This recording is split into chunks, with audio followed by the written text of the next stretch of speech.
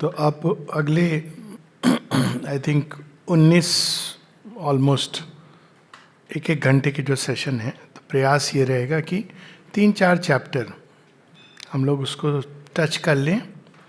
तो उस हिसाब से देखेंगे तो 56 चैप्टर्स टोटल लाइफ डिवाइन में हैं, तो वो हमारे कवर हो जाएंगे। This is mathematics. सो लेकिन भगवान मैथमेटिक्स को हमेशा एक्सीड करते हैं, तो अंत में उनकी जो मर्जी होगी।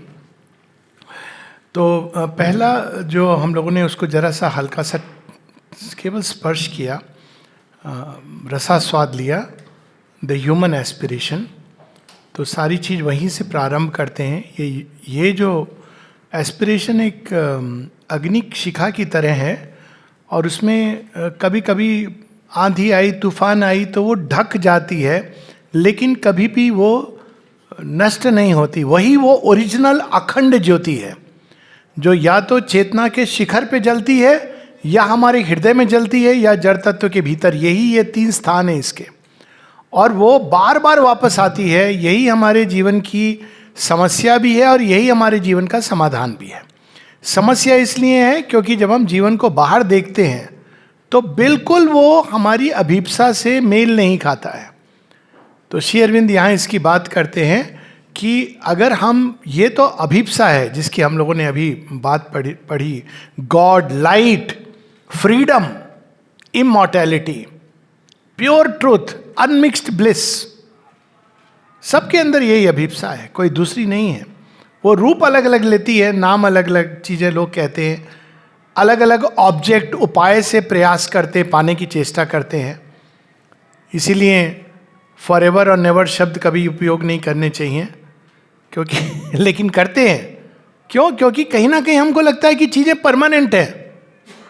नहीं होती है परमानेंट, तो कुछ समय के बाद व्यक्ति निराशावादी हो जाता है। लेकिन श्री अरविंद ये बता रहे हैं कि ये तो प्रैक्टिस मैच है।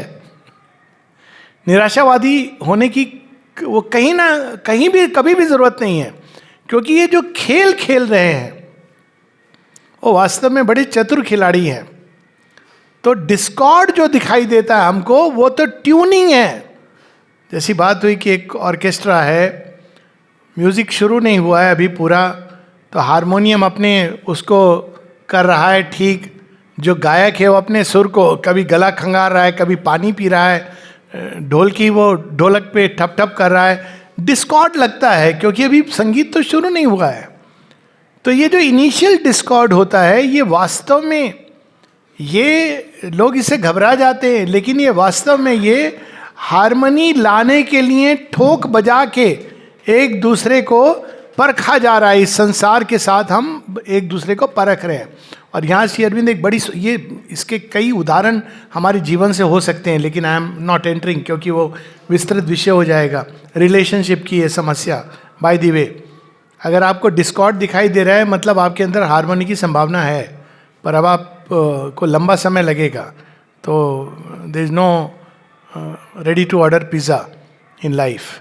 तो उसी तरह से श्री अरविंद कहते हैं कि डिस्कॉर्ड कैसे प्रकृति सुलझाती है। एक एग्जाम्पल देते हैं, क्योंकि लोग कहते हैं कि ये सब बहुत अच्छी बात है, दिव्य जीवन, मनुष्य इस देह के अंदर omni potent, omni present, omni वो हमेशा ओमनीसिएंट और डिलाइट ऑफ आनंद में जीवन जिएगा।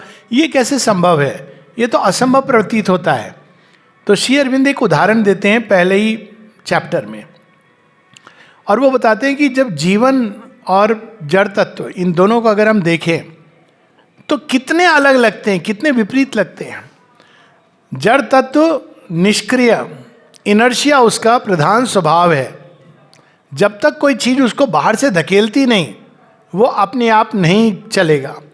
और जब चलना शुरू करता है तो कोई चीज उसको ऑब्स्टिकल आना चाहिए उसको रोकने के लिए।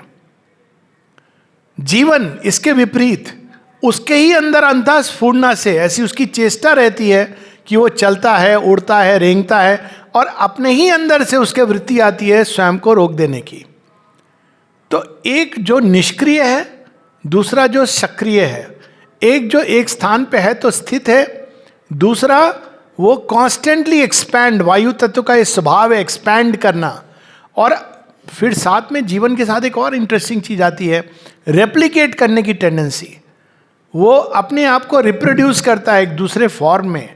जड़ तत्व के अंदर तो ये सब कुछ नहीं है, तो ये संभावना कहाँ से आई?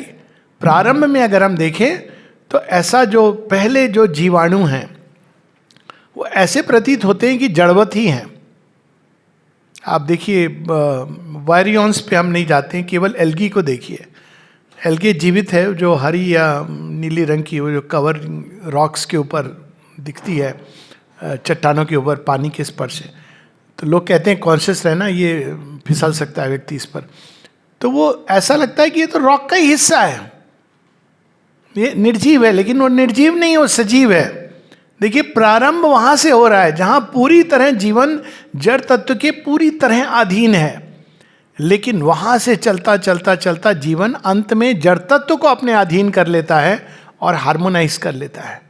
तो ये बड़ा कठिन काम है। अगर कोई दृष्टा आज से मिलियन बिलियन ईयर्स बैक ये कहता कि ये तो असंभव है, लेकिन उसी असंभव को संभव प्रकृति बना देती है।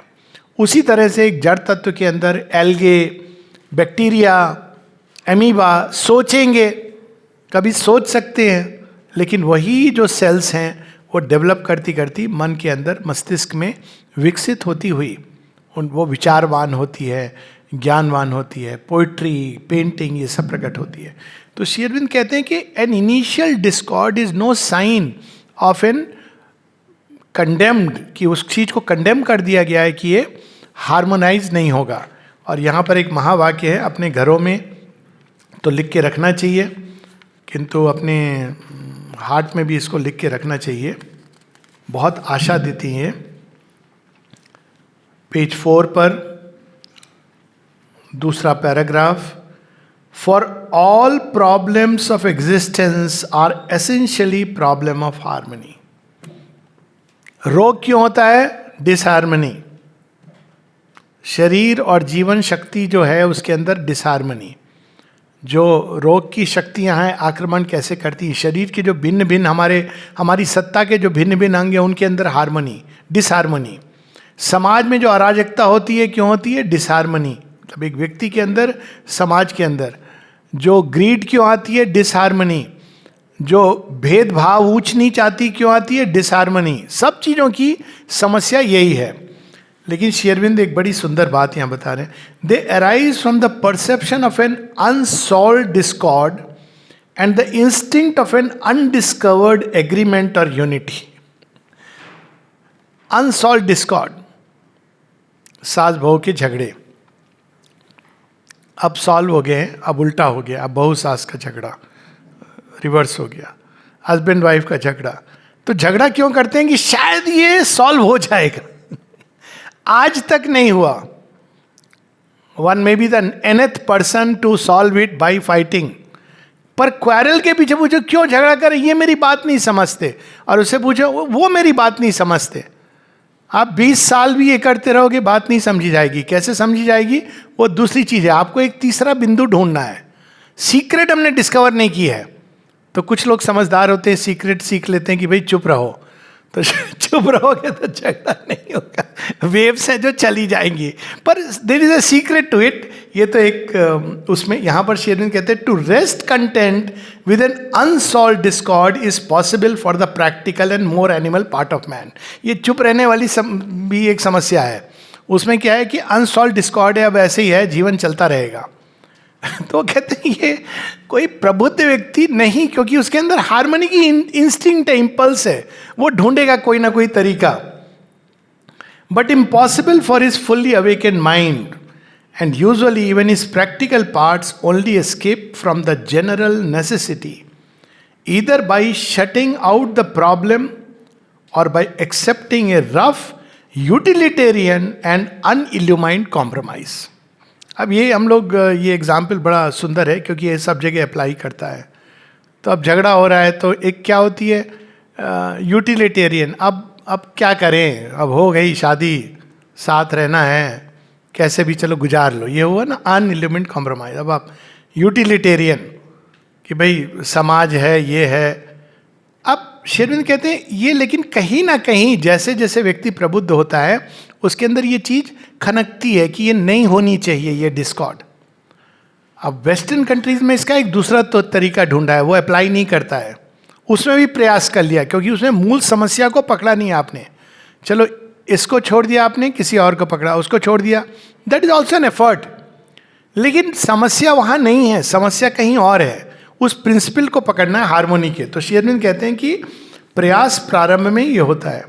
For essentially all nature seeks a harmony, life and matter in their own place, own sphere, as much as mind in the arrangement of its perceptions. अब यहां पर एक दूसरा महावाक्य आ रहा है, बहुत शांति देता है, आशा देता है। The greater the apparent disorder of the materials offered, or the apparent disparateness, even to irreconcilable opposition of the elements that have to be utilized, the stronger is the spur, and it drives towards a more subtle and puissant order than can normally be the result of a less difficult endeavor. आपके हाथ में मिट्टी रख दी गई, गीली मिट्टी का, इससे एक मूर्ति बना दो, बना दी आपने मूर्ति। पत्थर रख दिया गया, इससे मूर्ति बनाओ। अब देखिए ज्यादा कठिन है, लेकिन जब बन जाता है तो ज़्यादा एंड्योरिंग होता है। एक बार आप रॉक्स को कार्व करके मूर्ति बनाते हैं तो वो कितने समय तक रहती है, कठिन काम है। तो एक कठिनाई से भागने की जगह हमको उसका रास्ता ढूंढना चाहिए। यहां पर इसका कि कठिनाई है इसलिए असंभव है, ये हमारे अंदर ये भाव नहीं आना चाहिए, बल्कि जितना कठिन है उतना अधिक स्पर होना चाहिए। फॉर एग्जाम्पल माता जी एक संबंध में कहती हैं कि अगर दो व्यक्तियों में, चलो व्यक्तियों को छोड़ ही दो, नहीं तो बहुत सब पर्सनल लाइफ में चले जाएंगे, तो ऐसे हम देखें कि जब माता जी से किसी ने कहा कि वो व्यक्ति इम्परफेक्ट है, वो व्यक्ति के साथ ये समस्या है, तो माँ का रिस्पॉन्स क्या होता था? माँ का ये रिस्पॉन्स नहीं होता था कि वो खराब है, समझता नहीं है। माँ कहती है कि मैं अपने ही अंदर देखती हूँ कि कहीं उस चीज़ का अंश मेरे अंदर तो नहीं है, उसको मैं परफेक्ट करूँ। श्री अरविंद के जीवन में भी हम यही चीज़ देखते हैं। श्री अरविंद के जीवन में जब उन्होंने देखा कि ह्यूमैनिटी रिसेप्टिव नहीं है, ये माता जी की वाणी है 44-45 के करीब, जब सुपर माइंड बार बार डिसेंड करना चाहता था, लेकिन उनके आसपास के लोग भी रिसेप्टिव नहीं थे, ओपन नहीं थे। तो श्री अरविंद क्या करते हैं, वो ये नहीं कोस करके अरे ये तो मनुष्य ऐसी है, व्यर्थ में मैं ये सब संघर्ष कर रहा हूँ, मैं अपने ध्यान में लीन हो जाता हूँ, ऐसा नहीं करते हैं।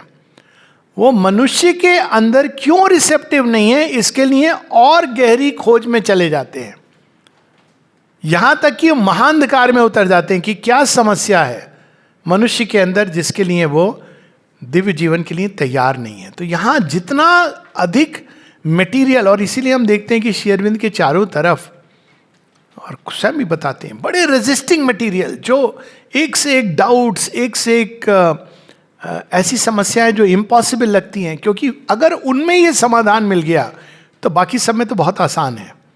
तो जितना अधिक वो मटेरियल लगता है कि वो रेजिस्ट कर रहा है, उतना अधिक अंत में उसके अंदर से परफेक्शन पूर्ण निकलेगा। अब इसका अर्थ ये नहीं कि हम लोग रेजिस्ट करें, ये अर्थ नहीं है उसका, लेकिन यहाँ श्री अरविंद कह रहे हैं कि हम लोग गिव अप जो कर देते हैं कि इसमें संभव नहीं है, ये हमारे अंदर भाव नहीं आना चाहिए। तो इस प्रकार से हमको बताते हैं कि ये फिर जीवन का उदाहरण देते हैं, और इवोल्यूशन की सारी प्रोसेस इसका प्रमाण है। कोई कहे कि ये कैसे संभव है, तो जो अभी बात हुई इवोल्यूशन की प्रोसेस का प्रमाण है। तो अब वो जो 2 चैप्टर हैं, द 2 नेगेशंस,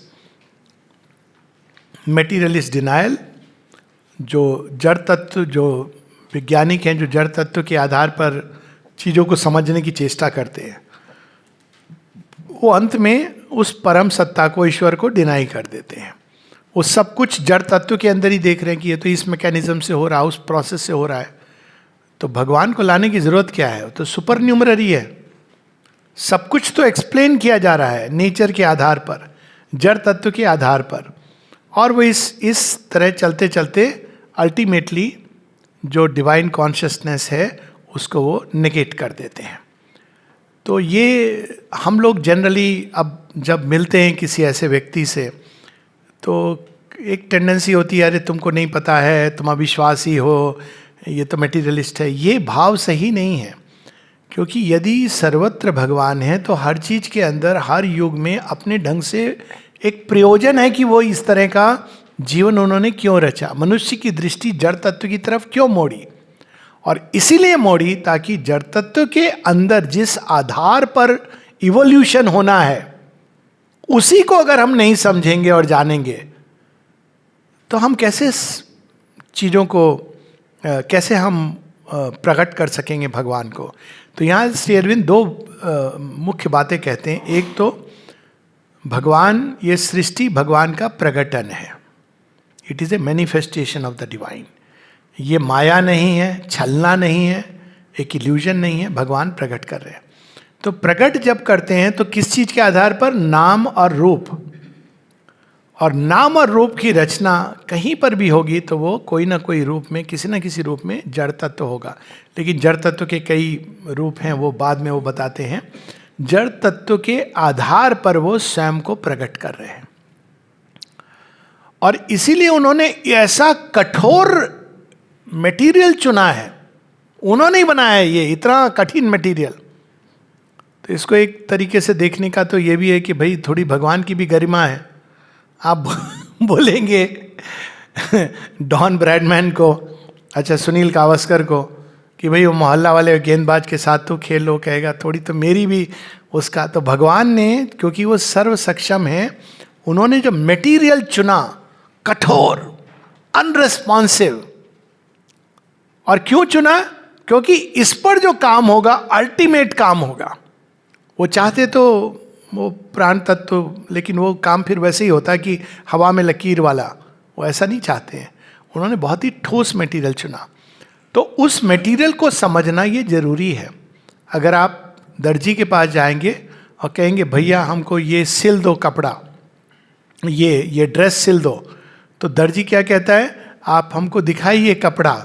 तो कपड़ा देखता है, उसका मटेरियल देखता है, फिर कहता है भैया इसमें तो आपका नहीं बन सकता है, क्यों? ये मटेरियल ठीक नहीं है, कहाँ से लाए हो? तो आप बोलेंगे सस्ता वाला दुकान से ले आए। नहीं भैया, इसका मैं नहीं सिल सकता हूँ। तो इस मटेरियल को समझना जिससे ये जड़ तो बना है, ये भी आवश्यक था। तो उन लोगों को भगवान ने ये एक एक व्यक्ति पर्दा पड़ गया एक पूरे युग में, कलयुग में, कि व्यक्ति जड़ तत्व में ही घुसकर उसी को समझने की चेष्टा करता रहा। और इसके द्वारा एक और उसको एडवांटेज हुआ। क्या हुआ? इंटेलेक्ट बहुत डिसिप्लिन्ड हो गया, क्योंकि जड़ तत्व के साथ आप खिलवाड़ नहीं कर सकते हैं। वहाँ ठोस चीजें हैं, वो ठोस सबूत चाहती हैं। आप ऐसा नहीं कह सकते कि देखो देखो देखो वो बादल है ना, देखो तो वो भगवान का दर्शन, उस पैराडोलिया कहते हैं, होता है ना कई बार, वो बादल, वो देखो देखो मोर जैसा दिख रहा है, थोड़ी देर में बदल जाता है। आप जड़ तत्व के साथ ऐसा नहीं कर सकते। भैया मोर है तो मोर है, मोर बना के दिखाओ। तो ये जो चीज़ है, ये इंटेलेक्ट को बहुत डिसिप्लिन करता है और हमको उस बीमारी से बचाता है जिसको कहते हैं व्हाट्सएपाइटिस। व्हाट्सएपाइटिस क्या है? कि भाई इधर से पढ़ लिया व्हाट्सएप पे आगे, मालूम है वहाँ ये हुआ था, ऐसा हुआ था, वहाँ पर श्री कृष्ण क्या एक्चुअल कलेजा रखा हुआ है, अब सब मान करके चल रहे हैं। ऐसे भी आती है ना कहानियाँ, होगा ये, मैं ये नहीं कह रहा हूँ, लेकिन कलेजा का एक दूसरा अर्थ भी होता है ना, कि श्री अरविंद के हृदय का प्रेम वहाँ बसता है। आपने उसको फिजिकल चीज समझ करके मटेरियल, उसके अंदर और भी एक थ्योरी आ गई कि उसके अंदर एक न्यूक्लियर सब्सटेंस है, इसलिए उसको, ये व्हाट्सएप में इस तरह की चीजें चलती रहती हैं। क्यों? क्योंकि हमारा इंटेलेक्ट डिसिप्लिन नहीं है। जो भी व्यक्ति जड़ तत्व के साथ कार्य करता है उसको इतना थरो होना पड़ता है। अभी वो बता रहे थे gene medical, biomedical engineering, gene तत्व, जीन जिनके बारे में हम सुनते हैं छोटी छोटी, आप उनको कट करके पेस्ट कर रहे हो, जोड़ रहे हो। आप सोचिए एक जीन इधर की उधर हो गई तो क्या उसका परिणाम होगा। एक फिल्म आई थी इस पर, फ्लाई, कि वो जीन करने की जगह वो जो मक्खी के जीन्स मनुष्य के अंदर जुड़ गए गलती से। तो जब जुड़ गए वो जीन, तो उसके अंदर वो प्रारंभ कैसे करता है? खूब चीनी खाना शुरू कर देता है। ये मधुमक्खी के जीन्स आ गए, उसके बाद वो इधर उछलना कूदना और ना जाने क्या क्या करता है। तो ये देखिए, लेकिन कितना परफेक्शन चाहिए वहाँ। आप ये नहीं कर सकते हो कि कोई बात नहीं भैया इधर का उधर हो गया जरा सा। तो इंटेलेक्ट को डिसिप्लिन करना उतना ही जरूरी है। हम लोग इसको डिस्कार्ड कर देते हैं कि इसकी क्या जरूरत है, हमको तो भगवान को पाना है। ऐसे लोगों से मिला हूँ, आश्रम में भी आया, हिस्ट्री पढ़ने की क्या जरूरत है, हमको तो भगवान को पाना है। आप तो भगवान को पालोगे लेकिन भगवान आपके थ्रू कुछ नहीं कर पाएंगे। भगवान के हाथ में एक सजग सबल सुंदर सुघड़ पात्र होना चाहिए। एक महान संगीतकार, आप उसके हाथ में दे देंगे कोई पत्थर कि भाई आप तो महान हैं, म्यूजिक निकाल दीजिए, निकाल देगा। लेकिन जब आप उसके हाथ में एक बड़ा सुंदर सा सितार देंगे तो कहेगा आह मजा आ गया। तो इसलिए मेटीरियलिस्ट डिनाइल जरूरी था। जो सितार पे काम कर रहा है उसको सितार पे काम करना है। एक इसमें एक थोड़ी सी ह्यूमरस स्टोरी, उसके बाद नेक्स्ट चैप्टर पे आ जाएंगे। जब निरुता कहते हैं कि पता नहीं श्री अरविंद ने मुझे क्यों चुना सावित्री लिखने के लिए, क्योंकि एक से एक मतलब अमल किरण थे। अमल किरण तो पोइट्री में अद्भुत है, मुझे तो पोइट्री का कुछ भी नहीं मालूम। बाद में वो पोइट्री लिखने लगे, कहते हैं मुझे क्यों चुना। तो बाद में वो कहते हैं कि शायद इसीलिए चुना कि उस समय मुझे पोइट्री नहीं आती थी।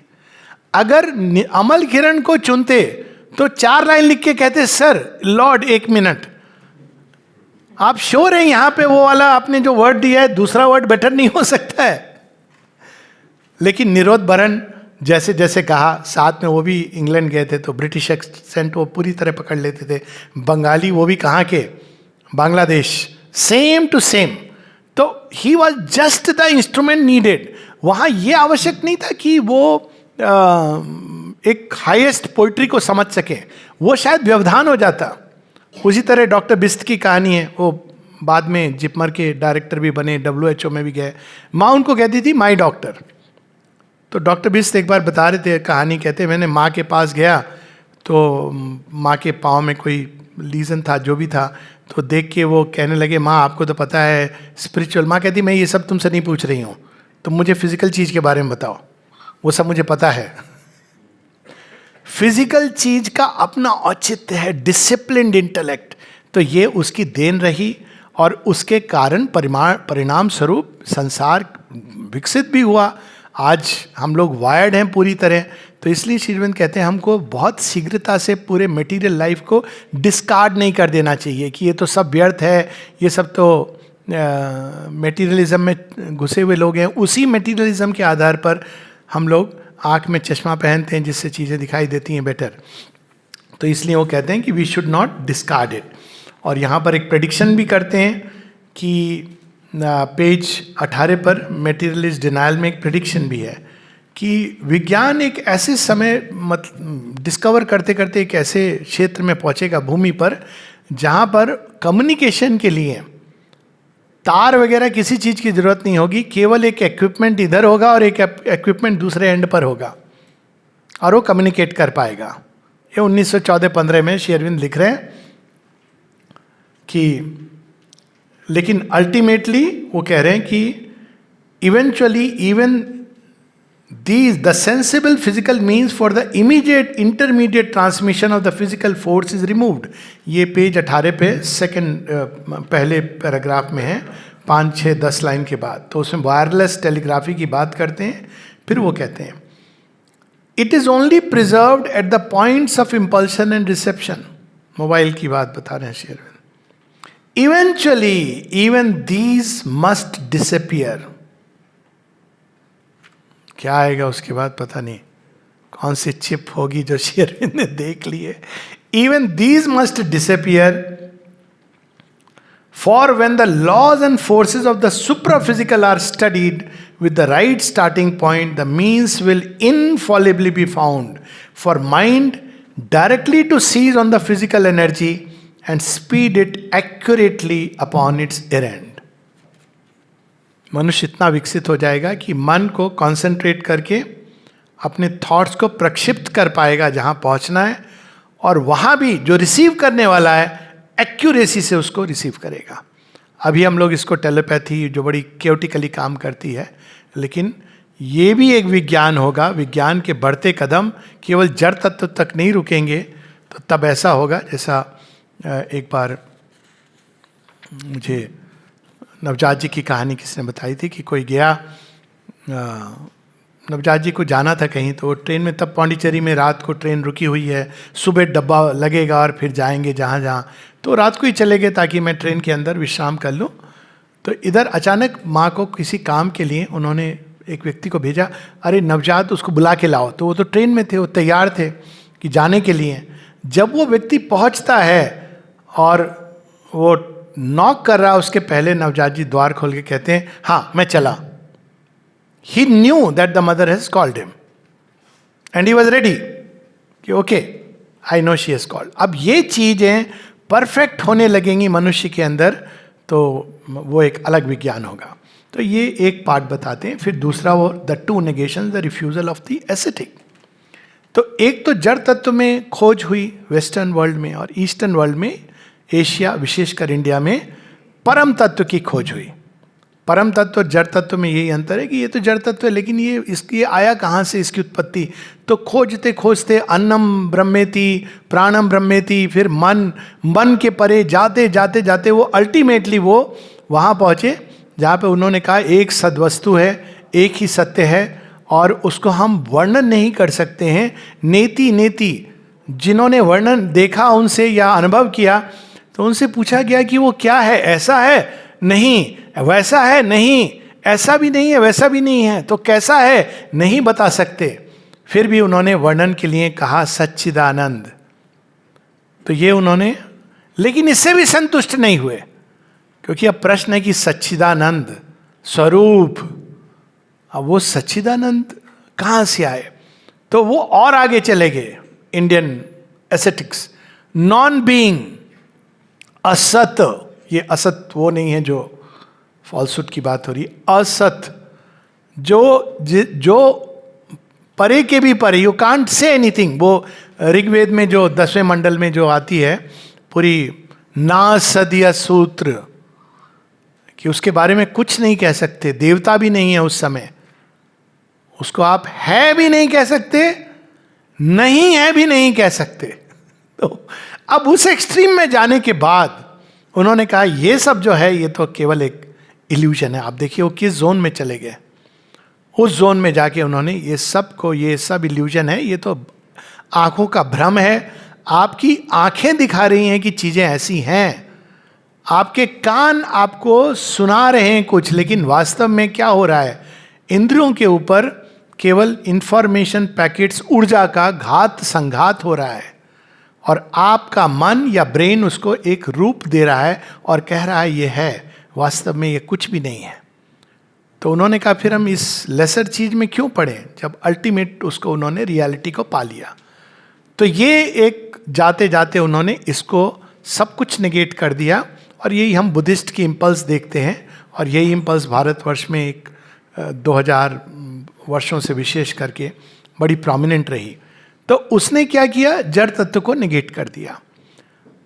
लेकिन उसने भी ये सर्विस ये की कि जैसे मेटीरियलिज्म ने एक सेवा की, उसने कहीं ना कहीं कॉन्स्टेंटली एफर्म किया कि उससे ज्यादा रियल कोई चीज नहीं है। मुझे याद है जब बहुत पहले की बात है, श्री रामकृष्ण का कथामृत पढ़ा था मैं, ऐसे यंग MBBS पढ़ाई कर रहा हूँ, तो हाँ मुझे एक बात ऐसी हिट कर गई। श्री रामकृष्ण कहते हैं कि भगवान तो कहीं अधिक कंक्रीट हैं इस कंक्रीट वर्ल्ड से। ये तुमको कंक्रीट लगता है, लेकिन वास्तव में भगवान कहीं अधिक कंक्रीट है, वही कंक्रीट है। तो मैं कहता हूँ वही कंक्रीट है जो अनुभव नहीं कर पाते हम, ये तो बड़ी अद्भुत बात है, वही कंक्रीट है, ये सब उनके सामने कुछ भी नहीं है। और फिर वो अनुभव होता है स्वामी विवेकानंद को कि जहाँ सारा संसार विलिप्त हो जाता है, विलीन हो जाता है। तो ये एस्थेटिक ने भी एक दूसरी यात्रा की। तो जैसे लेकिन मेटीरियलिस्ट ने डिनाई कर दिया ईश्वरीय सत्ता को, एस्थेटिक ने क्या किया, सन्यासी ने एक एक्सट्रीम एक्सपेरिमेंट करके उसने इस जड़ तत्व को डिनाई कर दिया। अब श्री अरविंद हमें कहते हैं जहाँ भी एक्सट्रीम स्टेटमेंट्स होते हैं एक बहुत ही जीवन में, वहाँ पर कहीं ना कहीं कुछ छूट गया है, कोई चीज़ की कमी है, जैसे अब एक्सट्रीम स्टेटमेंट क्या होते हैं? एक्सट्रीम स्टेटमेंट्स होते हैं कि सब कुछ संभव है। अब टेक्निकली यस, लेकिन क्या छूट गया है? Conditions apply. सब कुछ सब समय हर व्यक्ति के लिए हर स्थान पर संभव नहीं है। हो सकता है ये संभव है, लेकिन कुछ चीजें छूट गई हैं। तो उसी प्रकार से श्री अरविंद कहते हैं ये दोनों एक्सट्रीम स्टेटमेंट्स में हमको वी शुड स्टीयर क्लियर। दोनों का अपना औचित्य है, दोनों का अपना स्थान है। अब हमको दोनों के समन्वय की तरफ बढ़ना चाहिए। तो उसमें श्री अरविंद जो मिसिंग कड़ी है वो ये कहते हैं कि जो मेटीरियलिस्ट है वो जड़ जगत और जड़ जगत से उत्पन्न ब्रह्मांड को देखता है, और जो स्पिरिचुअल चेतना में आगे बढ़ता जाता है वो ब्रह्मांड के परे एक परात्पर चेतना में प्रवेश कर जाता है। लेकिन ब्रह्मांड एक ऐसी कड़ी है जिसको हमको समझना चाहिए। और फिर वो बताते हैं कि जैसे जड़ जगत का एक ब्रह्मांड है, वैसे ही मन के जगत का एक अपना संसार है, प्राण में जगत का अपना संसार है, कॉस्मिक कॉन्शियसनेस। इसको हमने एक्सप्लोर ही नहीं किया, और जो सन्यासी है वो इसके द्वार से गुजरता है। तो ये विश्व चेतना को जब हम एक्सप्लोर करते करते आगे बढ़ते हैं तो हम देखते हैं कि एक स्थान आता है जहां विश्व चेतना उस परात्पर में या तो विलीन होने लगती है या वहां से वो रिसीव करती है इंस्पिरेशंस और प्रकट करती है। चतुष्पाद ब्रह्म जो हमारे उपनिषदों में आता है कि विराट जो आउटर मटेरियल वर्ल्ड है, हिरण्यगर्भ क्या है? वही वो स्वप्न अवस्था जिसमें हम अनेकों अनेकों ब्रह्मांड हैं जो जड़ जगत की तरह स्थूल नहीं है, सूक्ष्म है। और इसके अंत में क्या आता है? पूर्ण प्रज्ञा, हिरण्यगर्भ के परे प्रज्ञा, तेजस के परे, और उसके परे तूर्या। तो ये चारों ये अलग अलग नहीं हैं, ये एक ही दो सिरे हैं एक ही सत्य के। तो यहाँ वो बताते हैं कि हमको नेति नेति को इस दूसरे महावाक्य के साथ जोड़ के देखना चाहिए। पहला महावाक्य क्या है? भगवान ये भी नहीं वो भी नहीं। दूसरा महावाक्य क्या है? इति इति, यह भी वह भी, सब कुछ जो है वो भगवान है। तो ये दोनों को जब हम जोड़ के देखते हैं तब हमको सीक्रेट मिलता है। दोनों एक्सट्रीम स्टेटमेंट्स में हमको नहीं जाना चाहिए, मेटीरियलिस्ट के और एस्थेटिक के। तो यहाँ वो विश्व चेतना की बात करते हैं और अंत में वो कहते हैं, ये page 27, the refusal of the aesthetic, we seek indeed larger and completer affirmation. ये हम सुनते आए हैं, वैज्ञानिक तो ये रोज, ये तो इजी फील्ड है, मेटीरियलिस्ट का फील्ड बड़ा इजी है टू डिनाई गॉड उसको कोई मेहनत नहीं करनी है, क्योंकि वो इंद्रियों से जो, तो बड़ी क्रूड लॉजिक है भाई, जो इंद्रियों से हम नहीं देख पाते। हालांकि मेटीरियल साइंटिस्ट भी अब ऑकल्ट वर्ल्ड में पहुंच गया है। अब वो चीज़ें सत्य हैं उसके लिए प्रैक्टिकली, जिनको ना हम देख सकते ना सुन सकते हैं। पूरा क्वांटम वर्ल्ड उस पर आधारित है। खैर जो भी है वो एक इजी फील्ड है। और वहीं पर एक दूसरा छोर है जो हम लोग सुनते आए कि ये सब जो है ये छलना है, ये माया है, केवल एकमेव द्वितीय को हमने अलग करके अनेकत्व से देखा। तो वो जो एक, ये भी हम सुनते आए हैं। लेकिन श्री अरविंद कहते हैं कि वी नीड ए कंप्लीटर एफर्मेशन। दोनों एफर्म कर रहे हैं। जड़ वैज्ञानिक कह रहा है यही सत्य है, और जो सन्यासी है वो कहता है वही सत्य है। तदेव ब्रह्मन त्वम विद्धि नेदम यदिदम उपासते। लेकिन कंप्लीट एफर्मेशन क्या है? दोनों ही सत्य हैं अपनी अपनी जगह। अन्नम ब्रह्मेति, प्राणम ब्रह्मेति, all this that is the Brahman. तो यहां उसी की बात कर रहे हैं। We perceive that in the Indian aesthetic ideal the great Vedantic formula, one without a second, ekameva dvitiyam, has not been read sufficiently in the light of that other formula equally imperative, all this is the Brahman. तो एकमेव द्वितीयम को साथ में वही incomplete है without reading, सर्व खलु विधम ब्रह्मन। वो एकमेव द्वितीयम इज नॉट इसको एक्सक्लूड करके वो चाहे वहां हो, यहां हो, विश्व चेतना में हो, जड़ जगत के अंदर हो, वो ब्राह्मण है. सो ये दोनों चीजों को एक साथ जोड़ना है. ऑल दिस इज द ब्राह्मण. The passionate aspiration of man upward to the divine has not been sufficiently related to the descending movement of the divine, leaning downward to embrace eternally its manifestation. हम कहते हैं ना कि भगवान धरती पे उतरते हैं. हमारी सारी कहानियां हैं सुनी. गजग्राह की कहानी, गज की पुकार, तो वहाँ से लौट तुरंत खुल गए वैकुंठ द्वारे, यहाँ पर आए भगवान और उन्होंने गज को मुक्ति दी. तो ये इंटरवेंशंस की कहानी कि भगवान ने पृथ्वी को डिस्कार्ड नहीं कर दिया है. ना केवल डिस्कार्ड तो दूर की बात है, युगे युगे वो जन्म लेते हैं यहाँ पे, सीमित करते हैं स्वयं को पृथ्वी के कल्याण के लिए, आगे ले जाने के लिए. तो जिस चीज को भगवान महत्वहीन नहीं बता रहे हैं, हम कैसे उसको महत्वहीन कहने चले हैं. यदि वास्तव में यह संसार महत्वहीन होता तो श्री कृष्ण की टीचिंग होती, वाह अर्जुन, इसीलिए मैंने ये युद्ध किया था ताकि तू उब जाए और सन्यास की प्रवृत्ति तेरे अंदर आ गई, आ जाए, और अब आ गई है तो आई कंफर्म येट अनदर सन्यासी श्री श्री अर्जुनानंद स्वामी जी. हो गया मेरा काम पूर्ण. मैंने तो महाभारत कराई, इसीलिए ऐसे इंटरप्रिटेशंस आते हैं ताकि लोग वार से उब जाएं. शेरविन से किसी ने पूछा कि जो न्यू क्रिएशन होने वाला है तो वार जब रुक जाएंगे तो न्यू क्रिएशन आएगी. तो शेरविन कहते हैं ज़्यादा संभव है वार के द्वार से होकर के आएगी, थ्रू द वार्स. ये वार क्या होता है? ये पास्ट और फ्यूचर का वार होता है. अगर कोई भी वार है तो चाहे अंदर हो या बाहर हो रहा हो, विश्व में हो रहा हो. तो यहाँ पर वो इस चीज की पुष्टि करते हैं कि जब स्वयं भगवान ने इस धरती को नहीं त्यागा है तो हम कौन होते हैं जो वो करें जो उन्होंने जिस पर अपना वरद हस्त रखा है. ये बात ना बड़े कई जगह पर बहुत कई लेवल्स पे काम आती है.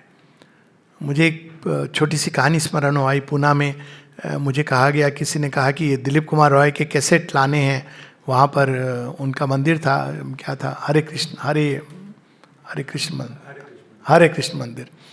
तो मुझे तो बड़ा, मैंने कहा ये क्या काम दे दिया मुझे, मैं तो कभी नहीं जाऊंगा. जिन्होंने माता जी को डाउट किए और बाद में इतना कुछ कीचड़ उछाला, I am not going to go. मेरे मन में ये भाव आया फ्रैंकली. फिर मैंने कहा लेकिन ये मेरा भाव है, पर वो माँ का काम है, वहाँ आश्रम में किसी ने मंगवाए हैं. तो मैंने कहा जाऊँ, काम इज़ प्रायोरिटी. तो मैं गया, तो कैसे भी आंखें बंद करके जैसे भी समाधि वगैरह लेके आया. फिर मेरे मन में एक गिफ्ट मिला माता जी का. माँ कहती हैं, I have not rejected him, why are you rejecting him.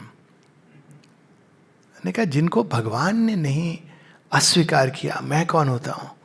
तब मुझे विनम्रता का भाव कि सच में इस जड़ तत्व को, इस पृथ्वी को, जिसको भगवान ने अब तक नहीं छोड़ा, आशा लगाए बैठे हैं, बार बार अवतार लेते हैं, हम क्यों इससे भागना चाहते हैं. कहीं ऐसा तो नहीं कि हम अपनी ही परेशानी में उलझे हुए हैं, अपनी ही सीमाओं को भगवान के ऊपर थोप रहे हैं कि जो हम नहीं कर सके या हम नहीं कर पा रहे वो भगवान भी नहीं कर सकते हैं. तो यहाँ पर श्री अरविंद इसका स्मरण दिखाते हैं. The reality which the sannyasin seeks has been grasped in its full height, but not as by the ancient Vedantins in its full extent and comprehensiveness. एक होता है हाइट, दूसरा होता है समग्रता. माउंट एवरेस्ट एक है दर्शन, समग्र हिमालय दर्शन दूसरा है. हिमालय केवल माउंट एवरेस्ट की ऊंचाई नहीं है, हिमालय वो सब कुछ है जो उसके अनेकों पीक्स, गुफाएं, जीव जंतु, वो सब है हिमालय और उसकी कोर. तो हमको इस चीज़ों की समग्र दृष्टि होनी चाहिए, केवल एक ऊंचाई की ओर चले जाना नहीं. As we have seen, but in our completer affirmation we must not minimize the part of the pure spiritual impulse. तो उसने जीवित रखा इस संसार में, प्योर स्पिरिचुअल इम्पल्स ने कहीं ना कहीं उस अग्नि को जलाए रखा, एस्पिरेशन को. पर अब जिस युग में हम प्रवेश कर रहे हैं वो एक कंप्लीटर एफर्मेशन सीख करती है. एक नेक्स्ट चैप्टर के पहले एक श्री अरविंद की एफोरिज्म है, वो कहते हैं, to love God shutting out the world is to give him an intense but narrow embrace. Shutting out the world. Shabari ध्यान मग्न है राम की उपासना में, लेकिन लक्ष्मण हनुमान साथ खड़े हैं युद्ध में. ये डिफरेंस है. ऐसा नहीं कि शबरी को भगवान कम मिले, लेकिन उन्होंने भगवान की संपूर्णता को, अब श्री कृष्ण का एक मंदिर में बैठ के उपासना करना, हरे राम हरे कृष्ण हे कृष्ण हे कृष्ण, बड़ी सुंदर बात है, अद्भुत है. और उस इंटेंसिटी में एक रैप्चर जो श्री कृष्ण के संपर्क से मिलता है, होता ही है वो तो. लेकिन क्या श्री कृष्ण बिना महाभारत के जाने जा सकते हैं?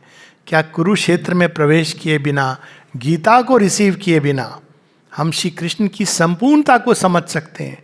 क्योंकि कुरुक्षेत्र में हम देखते हैं कि श्री कृष्ण केवल श्याम सुंदर नहीं है, वो श्यामा सुंदरी भी हैं. He is Kali in his dreadful power. तो इसीलिए श्री अरविंद कहते हैं कि दोनों का अपना स्थान है. तो aesthetic impulse pure spiritual aspiration को तो जीवित रखती है, लेकिन हमको उसी इम्पल्स को अब पूरे संसार को उसी दृष्टि से देखना है, और जड़ तत्व को भी उन्हीं के माध्यम के रूप में मैनिफेस्टेशन के लिए प्रकट करना है. इसको हम लोग संक्षेप में कहें तो ये कह सकते हैं कि अगर भगवान हमको कलम दें और पुस्तक दें, भगवान ही दे रहे हैं, और कहें तुम इस पर एक कविता लिखो, तो दो प्रकार की वृत्तियां होंगी. एक व्यक्ति होगा, कहेगा सर ये पेन से हमको आदत नहीं है, हमको जरा फाउंटेन पेन हो नहीं, वो भगवान फाउंटेन पेन दे रहे हैं, नहीं हमको बॉल पेन दे दीजिए, और ये कागज तो अच्छा नहीं लग रहा, और कविता तो मुझे आती नहीं है. ये एक वृत्ति होगी. दूसरी वृत्ति क्या होगी? आपने दिया है तो लिखवा भी आप दोगे. कौन सी उचित है? ये मटेरियल दिया है हमको जीवन में, जो भी जीवन है, जैसा भी है, कितना भी कठिन दिख रहा हो, लेकिन उन्होंने ही दिया है, और वही हमारे अंदर प्रेरणा रूप में बैठे हैं. तो उनके लिए ये कुछ भी असंभव नहीं है. हमारे ईगो के लिए सीमित, उसके लिए ये हो सकता है कि संभव ना दिखे, लेकिन उनके लिए जो सर्वसक्षम है, कुछ भी असंभव नहीं है.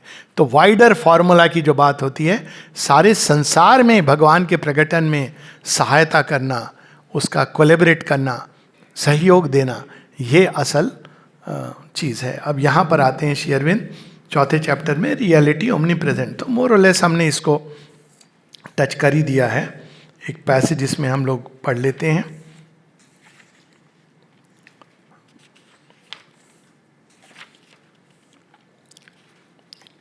एज ऑलवेज फर्स्ट पैराग्राफ और लास्ट पैराग्राफ, लास्ट 2 पैराग्राफ. अब देखिए इसमें मैजिक है कि अब ठीक है, उसमें सारे लॉजिकल स्टेप्स हैं, इफ्स एंड बट्स हैं, पर अगर आप कह रहे हैं, ठीक कह रहे हैं, हमको लॉजिक नहीं चाहिए, हमको आप सार बता दो, तो श्री अरविंद सार भी बता रहे हैं. सार क्या है? हाँ बता रहा हूं मैं. Page 36 reality omni present. अब देखिए पहली लाइन कितनी मतलब एनर्जाइज करने वाली है. सुनते आए हम, ये संसार तो सपना है. अब इसी में थोड़ा सा ट्वीक कर दीजिए, ये संसार भगवान का देखा हुआ सपना है. माता जी से किसी ने पूछा था ऑरोविल के बारे में, who has conceived Auroville the supreme, who has dreamed of Auroville the supreme. आगे वो कहती हैं, और परम के देखे हुए स्वप्न मनुष्य की ड्रैब रियलिटी से कहीं अधिक सत्य होते हैं. कालांतर में वो प्रत्यक्ष प्रमाण उनका मिलता है. तो अब देखिए कैसे शुरू कर रहे हैं, सो पावरफुल. पेज 36 पैराग्राफ का जहां प्रारंभ हो रहा है, if then the world is a dream or an illusion or a mistake, It is a dream originated and willed by the self in its totality, and not only originated and willed, but supported and perpetually entertained. अगर भगवान एक दिन कह दे मैं चला, तो सृष्टि कहां रहेगी? It will tumble into chaos. तभी तो श्री कृष्ण कहते हैं बड़े सुंदर ढंग से, ये अर्जुन कुछ भी ऐसा नहीं है जो मुझे आवश्यकता हो, फिर भी मैं कर्म कर रहा हूं. यदि मैं कर्म ना करूं तो ये पूरी सृष्टि प्रकृति विनाश की ओर चले जाएगी. तो सपोर्ट तो कर ही रहे हैं, तो क्यों सपोर्ट कर रहे हैं? कहीं ना कहीं कोई चीज है जो हमसे छूट रही है. यदि दुस्वप्न भी है तो इसकी रचना कहीं ना कहीं अल्टीमेटली रचनाकार के पास. अब वो दुस्वप्न क्यों है, क्या है कि नहीं, वो सब बाद में वो बताएंगे. Moreover it is a dream existing in a reality, and stuff of which it is made is that reality. यदि उसके अलावा कुछ भी नहीं है तो ये स्वप्न का जो स्टफ है वो भी उन्हीं के द्वारा बना हुआ है. हम लोग जो स्वप्न देखते हैं, कभी कभी अच्छे बुरे हर प्रकार के स्वप्न, इसका भागी कौन है? हमारी वो जो अनुभव है, हमारी अंदर जो चीजें हैं वो स्वप्न का रूप ले रही हैं. तो वहां पर it is or and made of that stuff, material भी वही है. For Brahman must be the material of the world as well as its base and continent. तो यहां पर अद्भुत बात यह है कि श्री अरविंद ये सच्चा अद्वैत, वो कोई ये नहीं कि ये तो संसार है, ये अपने ढंग से चलता है, ये व्यवहारिक है. जैसे शंकराचार्य ने एक्सप्लेन किया ना, है इल्यूजन, लेकिन आप इसमें हैं तो आपको व्यवहार करना है, तो व्यवहारिक सत्य है बस, तत्कालिक, लेकिन इसकी वस्तुता कोई रियलिटी नहीं है. ये एक तरीका है. लेकिन श्री अरविंद कहते हैं भगवान, ये जो हम लोग कहते हैं ना भगवान ने दुनिया बनाई, तो प्रश्न उठता है ना कि किस चीज से बनाई? मट्टी से बनाई, तो मट्टी कहाँ से आई और मट्टी किसने बनाई? तो जैसे माता पार्वती ने स्नान करके अपने ही जल से उन्होंने गणेश जी को बनाया, उसी प्रकार से भगवान ने मटेरियल भी अपने ही अंदर से बनाया. और दूसरा कौन उनको मटेरियल सप्लाई करेगा? कि मुझे अब तो तीन हो जाएंगे, भगवान को बनाना है तो किसी से कहेंगे मुझे मटेरियल सप्लाई करो, तो मटेरियल बनाएगा. तो एक दूसरा आ गया, फिर मटेरियल एक तीसरी चीज आ गई. उन्होंने ही अपने अंदर से इस मटेरियल को निकालना है, which is so logical. If the gold of which the vessel is made is real, how shall we suppose that the vessel itself is a mirage? सोने का कंगन ले आए,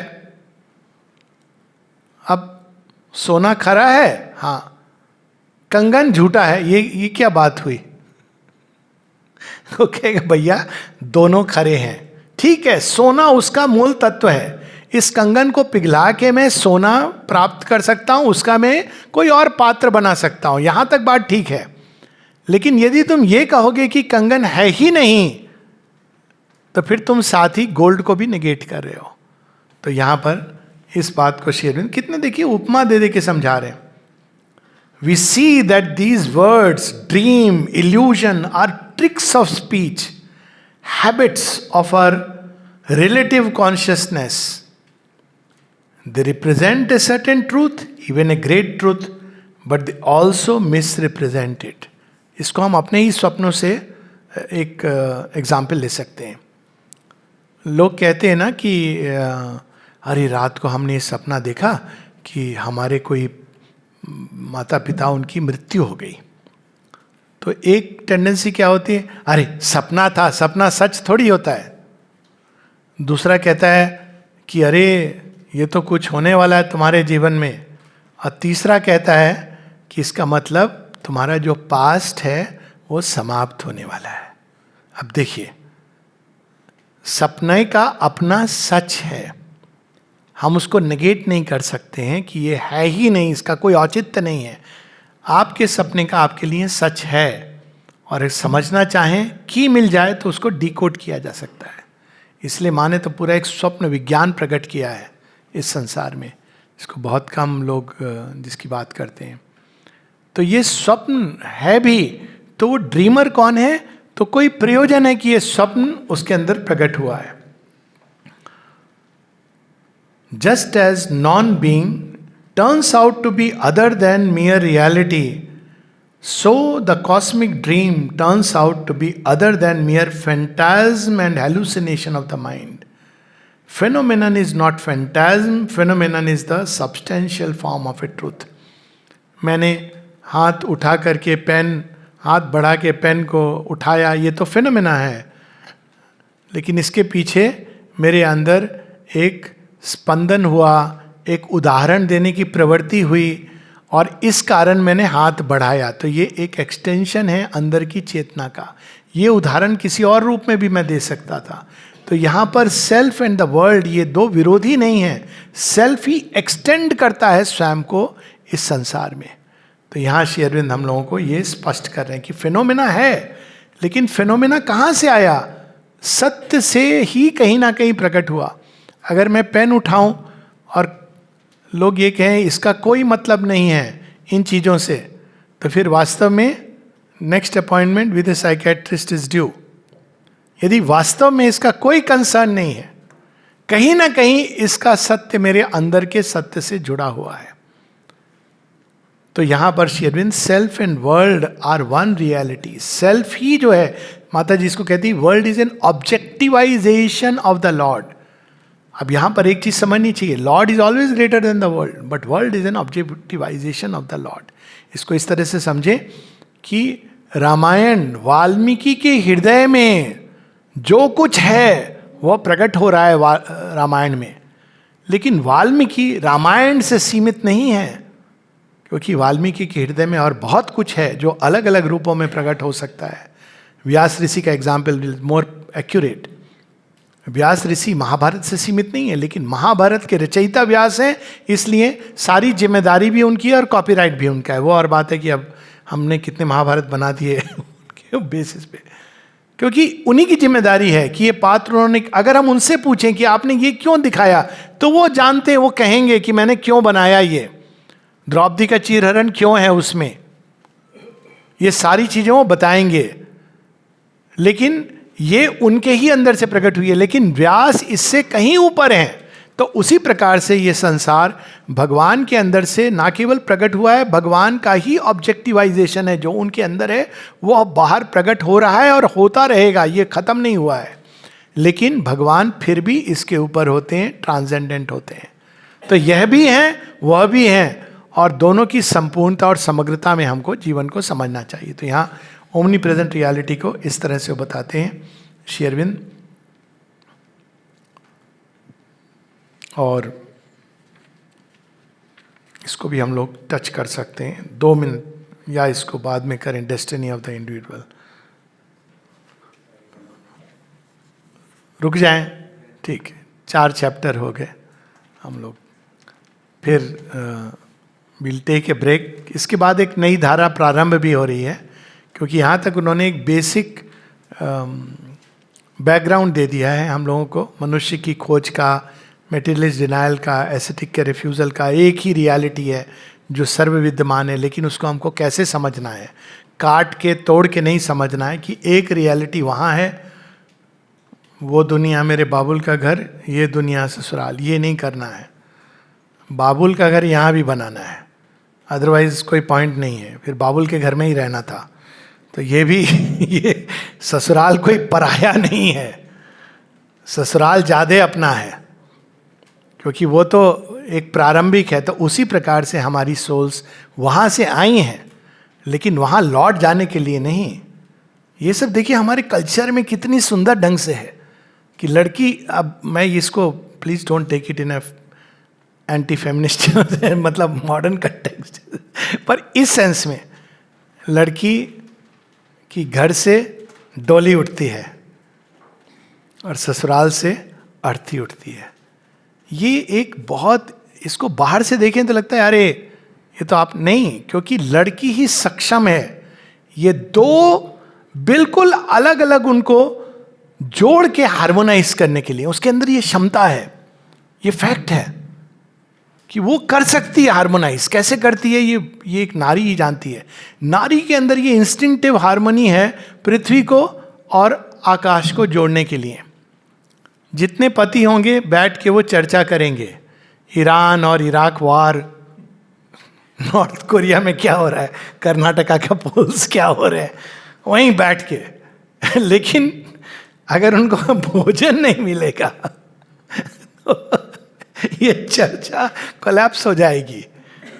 तो देखिए कैसे जोड़ के रखती है। तो दिस इज द ब्यूटी कि हम लोग इस क्रिएशन में उस संतान की तरह, श्री अरविंद ने फेमिनाइन जेंडर में यूज किया है साइकिक बीइंग को, तो वी कैन से भगवान की हम बेटियां हैं, हम सब। पुरुष तो केवल एक ही हैं, मीरा भाई ने कहा था ना।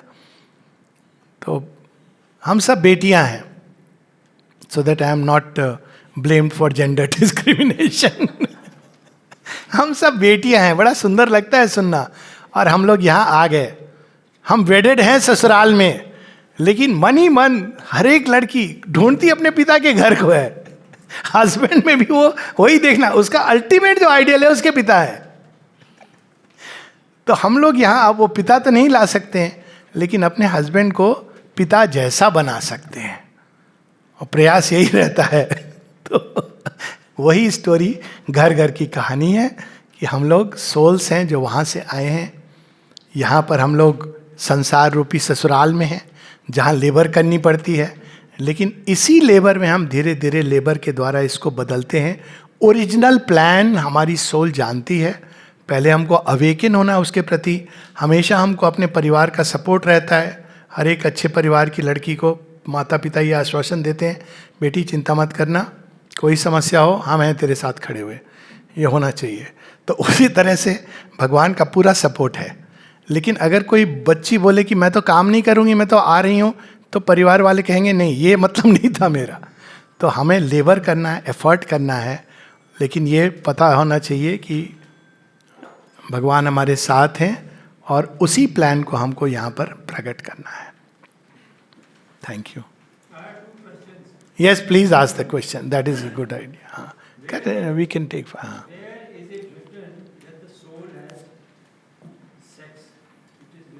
हाँ, that is true. Sorry, I am glad you mention that. तो हाँ, तो ये श्री अरविंद ने सावित्री में जहाँ जहाँ हम देखते हैं बड़ा सुंदर है। साइकिक बीइंग की जब बात करते हैं, उसको लेके आप गीता में आइए तो माँ कहती है परशुराम, हाँ, soul has no sex, no gender.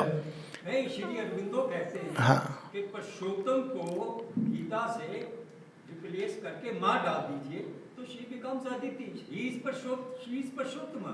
So what I am saying is, I mean, हाँ, in case you have to really understand हाँ, the creatrix and how she created, so that is how it is explained in Shri Aurobindo. हाँ, it is दो line हैं, उसी एक के दो aspect हैं, दैट्स ट्रू।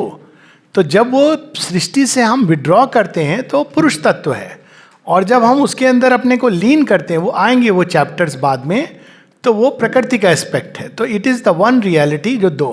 तो श्री अरविंद ने साइकिक बीइंग को क्यों फेमिनाइन कहा, मतलब ऐसे कहा नहीं, पर वो लाइन मैं आपको बता रहा हूँ, बड़ी सुंदर लाइन है मेरी वन ऑफ द प्रिय, कि वो जब अर्थ और हेवन को जोड़ने की बात आती है सावित्री के योग में, तो वहाँ श्री अरविंद कहते हैं, out of the mystic cave in man's heart the heavenly psyche must put off her veil, neither his veil nor its veil. और Shri Aurobindo is a perfectionist.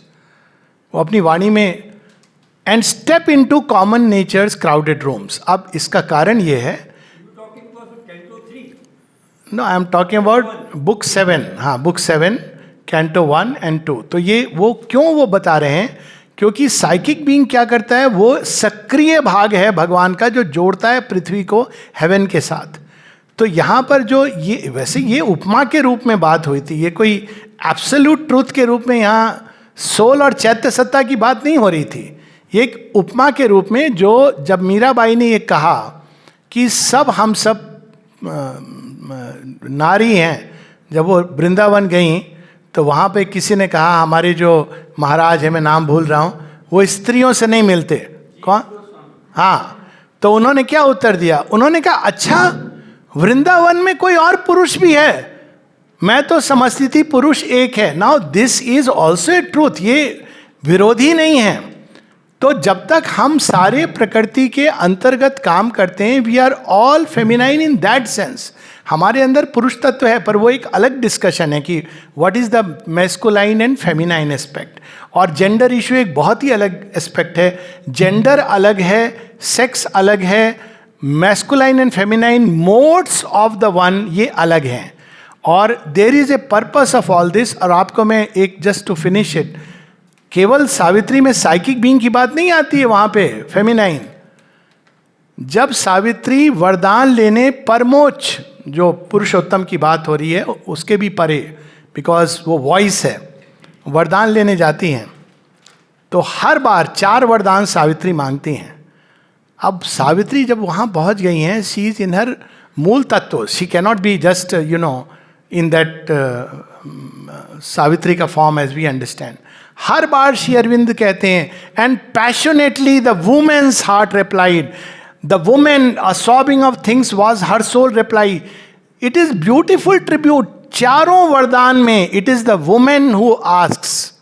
और मुझे लगता है कि ये आवश्यक है आज के युग में फेमिनाइन के एस्पेक्ट को सामने लाना, खासकर भारतवर्ष में। बहुत हमने पुरुषोत्तम और पुरुष तत्व और वेदांत का, और there is a reason I am saying this, क्योंकि माता जी की एक टॉक है टू द वुमेन, और उसमें वो कहती हैं कि भारतवर्ष की समस्या क्या रही। उन्होंने पुरुष पक्ष को तो बहुत अच्छे से पकड़ा, और अभी भी हम लोग, लेकिन उन्होंने जिस देश में फेमिनाइन की वर्शिप होती थी, हमने उस एस्पेक्ट को डिस्कार्ड कर दिया। और श्री अरविंद भी भवानी मंदिर में यही बताते हैं।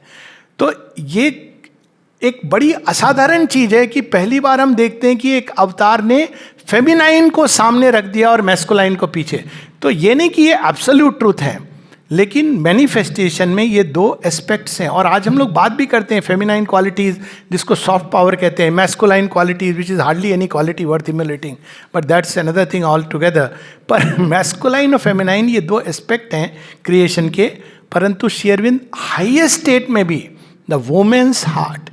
और सच ये है कि मनुष्य कितना भी पुरुष या स्त्री हो, जैसा भी हो, वो उसकी समस्या है प्रकृति की, उसके अंदर अगर फेमिनाइन एलिमेंट नहीं है तो he will lack the most important elements which are required to find the divine. Faith, devotion, all the right, surrender. Shri Arvind स्वयं माता जी ने perfect surrender, Radha's consciousness, perfect surrender. और तब वो कहते हैं this is what can make divine life possible. Masculine element क्या करता है? हम पढ़ेंगे, अपने लेफ्ट ब्रेन के सिग्नल्स भेजेंगे, कंपेयर करेंगे, कंट्रास्ट करेंगे, समझेंगे। फेमिनाइन एलिमेंट ऐसे नहीं समझता है, वो तो बस ये कह देता है कि एक ही प्रभु हैं और जो समझाना है आप समझा दोगे। So that is the beauty. So we cannot annul it while it is true. और खैर यहाँ तो एक उपमा थी कि भाई हम सब भगवान की बेटियां हैं, बड़ी सुंदर बात है। हम बेटा कहें, बेटी कहें, इट कह दें, आजकल क्यों भी कह सकते हैं, ये हमारे ऊपर है, जेंडर न्यूट्रल। पर सोल को इट कहना बड़ा अजीब लगता है। इट से एक बड़ा निर्जीव चीज का कोई आभास होता है, इसलिए आई am not much in favour of calling the divine it. That कहते हैं, कह सकते हैं टेक्निकली, पर इट इज लाइक, हाँ हाँ, ब्राह्मण और काली, और काली जो है उसकी छाती पर, हाँ हाँ, और वहाँ ये कैप्शन है कि शिव शक्ति के बगैर शव। हाँ वो तो है बिल्कुल। लेकिन यहाँ पर श्री अरविंद ये इमेज श्री अरविंद ने 3 जगह यूज की है। दिव्य जीवन में यूज की है, और as the basis on which the dance takes place. वो Shiva is the stable base, is the Brahman, जो साक्षी पुरुष जो भी कह लीजिए, जिनके ऊपर बिना उनके ये अधूरा है, बिना और बिना इसके वो डांस संभव नहीं है। दोनों एक दूसरे के पूरक हैं। और ये इमेज सावित्री में भी आती है कि he is the stable basis, on Shiva's breast plays the eternal dance. तो वो भी ये बात आती है। और उनके एसेज में भी ये बात है कि Shiv represents in that image, केवल उस इमेज में, एज दी स्टेबल ब्राह्मण जिसके ऊपर काली का नृत्य हो रहा है, लेकिन हम लोग उम्मीद करें कि काली माँ का नृत्य अब राधा माँ का रूप ले ले, क्योंकि काली माँ का बहुत नृत्य हो गया। ये भी श्री अरविंद की कविता है कॉस्मिक डांस, उसमें वो कहते हैं कि हम लोग केवल काली और कृष्ण का युद्ध नृत्य देख रहे हैं। कब वो समय आएगा जब राधा और कृष्ण का नृत्य होगा, आनंदमय नृत्य होगा। तो लेट अस प्रे कि now we have the real dance, not the garba dance, real dance of Radha and Krishna. Krishna और काली का तो सर्वत्र नृत्य होता है।